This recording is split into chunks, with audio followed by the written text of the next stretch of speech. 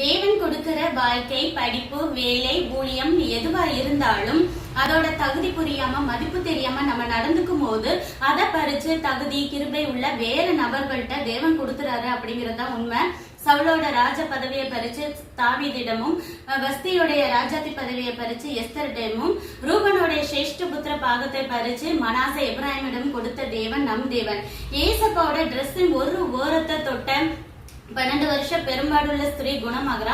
ஆனா அவருடைய ட்ரெஸ்ஸ பங்கு போட்ட யாருக்குமே அற்புதம் நடக்கல. ஏன்னா அவரோட ட்ரெஸ்ஸோட வேல்யூ அவங்களுக்கு தெரியாததுதான் காரணம். அதே போலதான் ஏசப்பாவுடைய ரத்தத்தை நம்ம நம்பி ஜபிக்கிற நம்மளுக்கு இப்பவும் அற்புதம் நடக்குது. ஆனா ஏசப்பாவை அடிக்கும் போது அவங்க மேல, யூதர்கள் மேல தெரிச்ச ரத்தத்துல எந்த ஒரு அற்புதமும் நடக்கல. ஏன்னா அவங்களுக்கு அந்த ரத்தத்தோட வல்லமை தெரியாதுதான் காரணம். அதனால தேவன் நமக்கென்று கொடுக்கிறது எதுவா இருந்தாலும் அதை மேன்மையை உணர்ந்து நடப்போம். நன்றி.